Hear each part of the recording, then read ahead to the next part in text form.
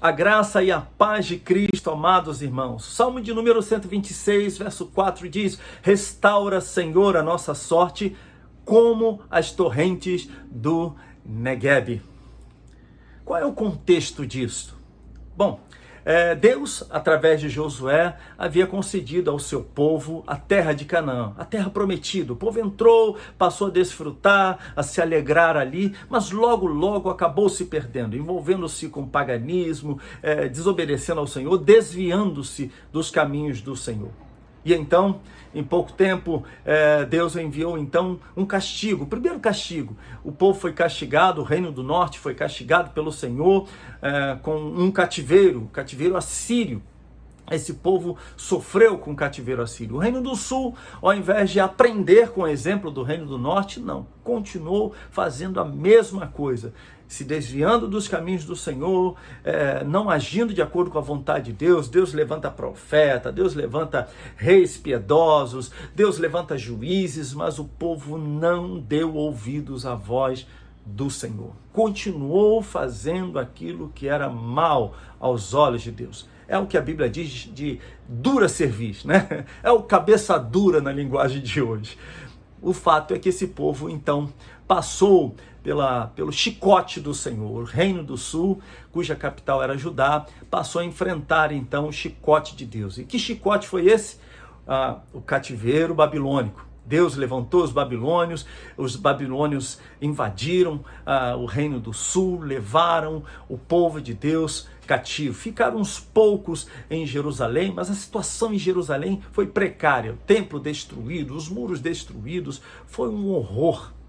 E esse povo, então, que foi levado cativo para a Babilônia, lá ficou, então, durante 70 anos, até que Deus levantou o seu servo, Ciro, né? A Bíblia diz que Ciro se torna servo do Senhor. Ciro era um rei persa. A Pérsia, nesse período, estava dominando todo mundo, e o rei Ciro, então, faz um decreto dizendo que o povo de Deus poderia retornar para Jerusalém a fim de reconstruir os muros, a cidade e o templo. Isso acontece, o povo retorna, nesse retorno há alegria, a celebração, mas quando o povo chega em Jerusalém, percebe que a cidade está destruída, esse povo diz: ai, e agora? Tem tanta coisa, os muros estão destruídos, povos inimigos estão ao nosso entorno, a ameaça constante, e o que a gente vai fazer? Aquela coisa toda, o coração deles entra num profundo desânimo. Deus levanta Esdras, Neemias, personagens da palavra de Deus que nós bem conhecemos, Zacarias, né? São personagens bíblicos que nós bem conhecemos. O fato, meus irmãos, é que esse povo então precisava olhar para os escombros de suas vidas. Precisavam olhar então para aquilo que era o fracasso deles, né?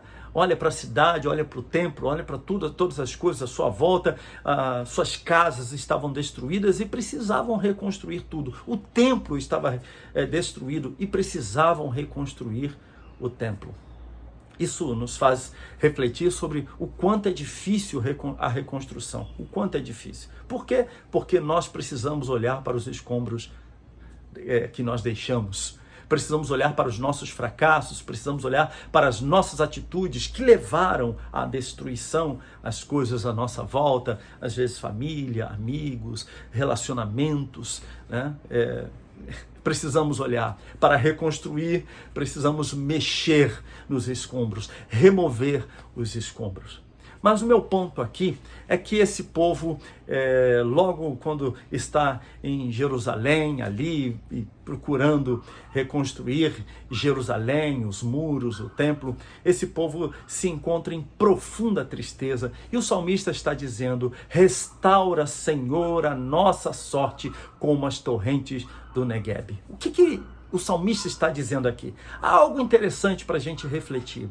Essa região do Neguebe era uma região desértica, árida, profundamente árida. Tão árida porque em alguns momentos a sua terra ficava completamente ressecada. O salmista, então, para falar do desejo que havia no seu coração de que o povo de Deus fosse restaurado, ele então compara a situação do povo do Senhor com essa região do Neguebe.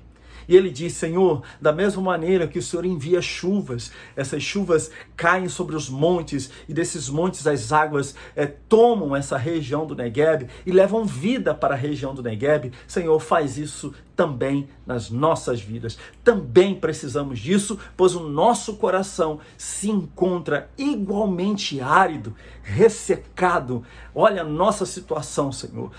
Tem muita coisa errada na nossa vida. Está faltando alegria, está faltando ânimo, está faltando vida dentro de nós. Então, da mesma maneira que o Senhor derrama das tuas águas sobre o Negueb, da mesma maneira que a chuva vem e rega aquela terra, dessa mesma forma que o Senhor venha fazer no nosso coração.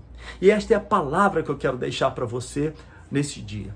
Que o seu coração, que se encontra árido, ressecado pelas lutas, pelas tribulações, pelas angústias da vida, você que de repente reconhece que falhou, que pecou contra Deus e que está hoje enfrentando aridez, sequidão no seu coração, que você possa, pela misericórdia de Deus, desfrutar das águas do Senhor, essas águas que podem levar vida e que levam vida para o nosso coração.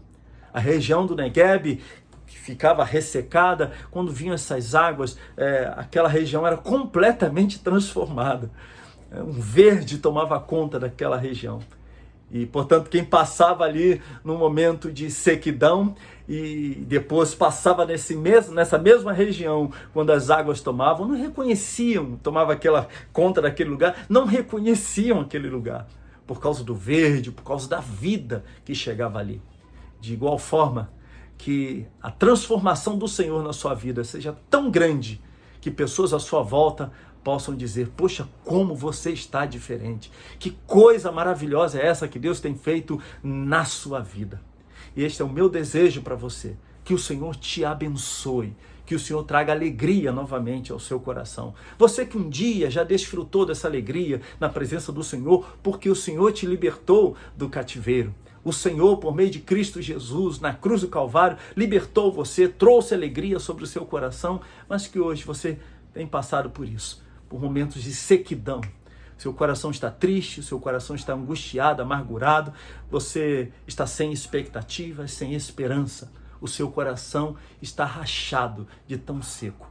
Que as águas do Senhor venham sobre a sua vida. Em o nome de Cristo Jesus. Que Deus te abençoe rica e abundantemente. Amém.